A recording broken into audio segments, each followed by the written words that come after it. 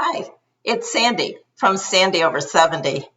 And today I want to talk about trying to keep the weight off as we age. Now, it's not polite to ask a woman how much she weighs. And if she does tell you, she's probably lying, so they say. But I'm actually going to tell you how much I weigh because I've been very fortunate in my life in that I was born skinny. I think I was a skinny child, a skinny adolescent. I was skinny in my 20s.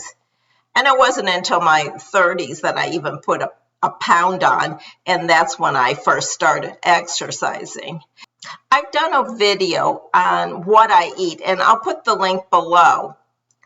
But I have to say, the last few years, I haven't been real successful in keeping the weight off. The pandemic did not help at all when we were staying home. So let me just say this. I was 106 pounds when I got married in 1994. And when I remarried a year and a half ago, I was, I think, around 135 pounds. And it's been creeping up ever since. Yes, it has. And I think I have this magic number that I can't go past, and that's 140. Even approaching it makes me nervous. And there's a lot of reasons. One is, well, my cholesterol is up a bit, so I know I'm not eating as well as I could, and weight gain is not going to help that. So health is important. But there's also vanity. I have a lot of clothes. I love fashion. And I know when I stop wanting to try on clothes at the stores because nothing looks good on me, that I'm in trouble, right? And that's exactly what had happened. Normally, I would wear a size 10, and I could feel myself inching to the next size. And not only did I not want to do that, but it would cost me a lot of money to replace my wardrobe. So that was a very good incentive. And I know many of you would kill to be at my weight. And I understand that. But I think that the problem is universal. If you let the weight creep up too far, then trying to get rid of a large number of pounds becomes almost insurmountable. And you can also say to yourself, hey, I'm in my 60s, I'm in my 70s, I'm in my 80s. I'm going to enjoy life, and I don't care. I'm not even going to try. And I understand that. It's easy. But for me, like I said, I just love dressing up. I love fashion. And so for me, I want to continue to buy and wear pretty clothes. That's just me. And I also want to keep that cholesterol number down. My weight settles in my tummy. There's just no question about it. And so, of course, I'm wearing over blouses, and I don't think I'll ever be able to not wear over blouses. I think our after a certain age, that tummy's never going back in. But at least I want it to be as flat as possible. So what did I do? Well, I went back to Weight Watchers. Weight Watchers and I have been friends since I was, I think, 50 years old. It was my first meeting. At the place where I worked, they had it at lunchtime. And I think I lost about 10 pounds at that point, and all my clothes had to be altered and all that. And then, of course, I gained most of it back, as we do. And I have followed that plan on and off and on and off. And I found that the only way it works for me is if I get serious about it, I have to really know that I'm going to do it. I might have a false start or something, but I have to say, okay, this is it. And then I go to the meetings. And I actually had lost like 8 pounds before the pandemic. And I became a lifetime member, which means that all you had to do was go into a meeting once a month and be weighed and stay within 2 pounds of your goal weight. I did that for years. The meeting was like 2 blocks away at a local church hall, and I just went in there every month, and it really was great because it worked. It kept me right there where I wanted to be for years. And then the pandemic struck. Everything shut. So there were no Weight Watcher meetings for years. Then when we were recovering from the pandemic, Weight Watchers, of course, practically lost their business during that time, I would imagine. And now they've restructured in the best way they know, and there are hardly any meetings anymore. I had to search. There is a meeting in my city. Thank goodness. It's only about, I'd say, maybe 10 to 15 minutes away. So that's really good. And when I went back to that meeting, there were very few people there. I'd say maybe 13 people, not like the old days where they were crowded, because they've gone online. You can use their online programs. Online doesn't work for me. I've tried. They even have consultants that will help you through it virtually, and I tried that. Honestly, and everyone is different, but for me, counting those points and writing them down or putting them in the computer program is the only way it works for me. That makes me accountable. And going to those meetings and weighing in works for me. 6 weeks ago, I got on my scale in the morning, which I weigh myself every morning, with no clothing, and before I eat and before I shower. And I was very, very close to 140. And that really kicked me into the motivation to do something, because at that point I was eating so many sweets. I was snacking constantly. I was eating granola bars thinking they were healthy, but there's at least 5-6 points in each of those granola bars. I was eating desserts we brought home from the dining room. Even though maybe I didn't eat the dessert, my husband would bring one home, it'd be in the refrigerator, and I'd eat it. I snacked in the afternoon at 3 o'clock. I just snacked constantly, and I didn't feel that good because I'm addicted to sugar. I mean, there's no question about it. The more I get, the more I want, and it's just all consuming. I'm thinking of sweets all the time. And I remember that it takes about 10 days of being on Weight Watchers to get past that craving. And I mean, I have a craving for sweets. And the only way to do it would be to go to a meeting and start writing down my points. And so I did. Of course, by the time I get to the meeting, I've had breakfast, I've had a shower. By the way, a shower, I read online, can add 3 to 4 cups of water to your body. And one day I weighed myself before my shower and after my shower, and there was actually a pound difference. So just be aware of that. I didn't know that. You probably know that. I didn't know that. So I went to my Weight Watchers meeting at 10 a.m. I'd had breakfast, I'd had my shower, and of course I weighed in with clothing.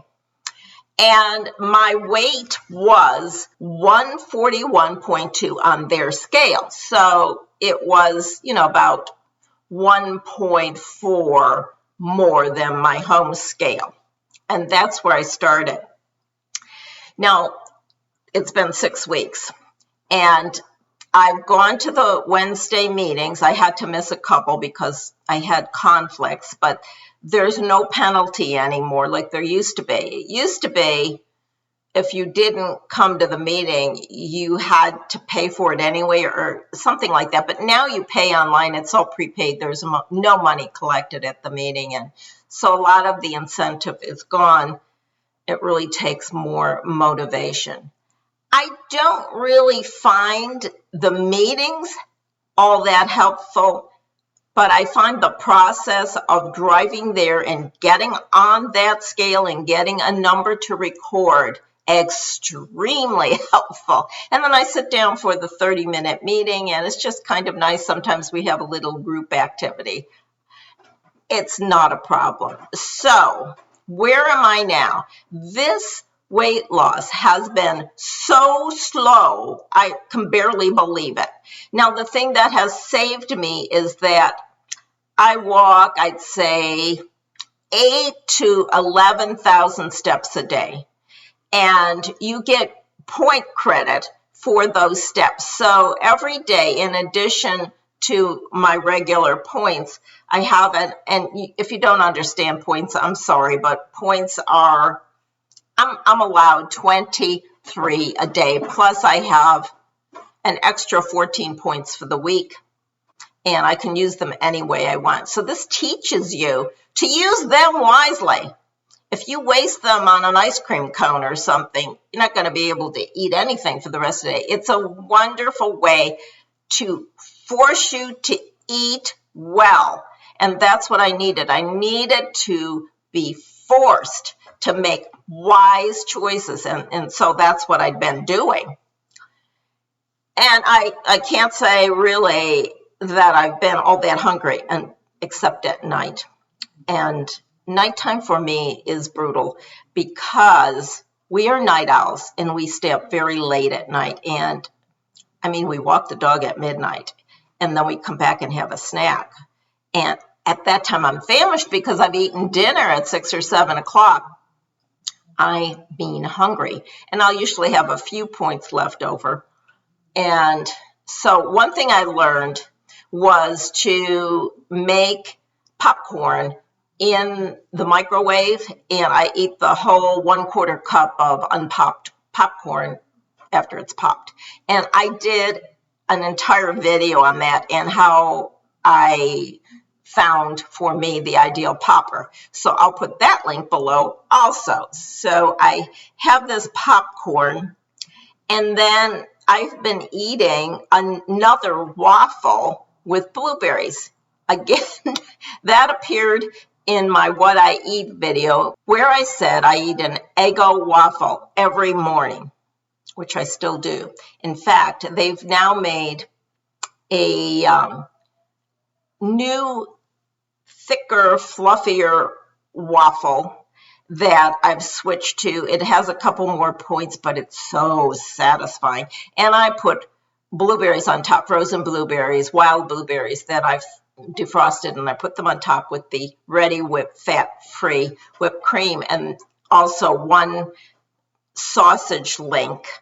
The sausage link is by Applegate, and it's chicken and apple. Very tasty. It's only 1 point, so I have one of those links. Well, the problem is, there's a lot of problems. One is that I don't like vegetables, and so I eat a lot of fruit. I eat a lot of fruit because there's no points in fruit. There's no points in vegetables, but the only thing I eat are lettuce salad. Big problem. So at night I'm famished. And the only thing that will really take that away is carbs. I mean, I'm sorry, but I have to have carbs. So I have one of these fluffy waffles with blueberries on it and the non-fat Ready Whip at night again. And I think I'm absolutely crazy because I'm eating the same thing in the morning and the same thing at midnight. This is nuts. But honestly, it's working. It's working. I can't go to bed hungry or I won't be able to go to sleep. It's working for me. And so really, does it matter? So to review, in the morning, I have a waffle, blueberries, non-fat Ready Whip, and a sausage link, 7 points. And because I have a little orange juice too, I can't take my vitamins without orange juice. For lunch, I have the same thing every day. The Thomas Light Multi-Grain English muffin with sliced chicken on it and either a banana or some kind of fruit on the side, which ends up to be 3 points. And that leaves me the remaining points for my dinner. And being on Weight Watchers forces me to choose carefully what I eat for dinner. I've eliminated any kind of bread, of course. I've eliminated any kind of carbs on the side. I take either a fish or a meat or a chicken, but fish and chicken have no points, so that's where my choice generally is. I have a big salad. I use as little dressing as possible, and no dessert, of course. But what I do eat for dessert there, because I'm sitting at a table with other people, they are having dessert, very, very difficult. Every night this is. And we have decaf coffee. And so I had to be doing something. So I take some fruit and I cut it up and I put a little tablespoon of cottage cheese on it. And then I have something to eat while they're all eating their dessert, and I try not to look at them. Sometimes I sneak a spoonful. But that's the hardest part, is watching the other people eat desserts, which I love so much. Okay, so normally you lose a few pounds really rapidly. I did not. And I know this is because I'm older. I mean, I did not lose a lot. I mean, I think I may have lost a pound the first week. And maybe even the second week it stayed the same. It was slow. It was difficult. And it's been 6 weeks. I think that there's been 2 days where I just let it go and I ate anything I wanted. And I paid the price because I didn't lose then for many days afterwards. But, you know, you got to do what you got to do. So, okay, let's review. My scale had me at 139.8 when I started 6 weeks ago. Today I'm at 134.8. I think this is great. I'm very pleased, and I know that probably this is good enough, but I also know from experience that I have to go lower than really the goal that I'm setting, because you make little mistakes and you go on vacation for a week, which I'm going to do. So I'm going to keep going. And I have to tell you, my clothes look good, a lot better. And I feel so much better. Those horrible sugar cravings are gone. So that's my story, and I know each and every one of you has a story. If you'd like to share it, that would be great. I hope maybe I have given you some ideas that might be helpful, and I would love to hear your ideas. Thanks for watching, and have a great day.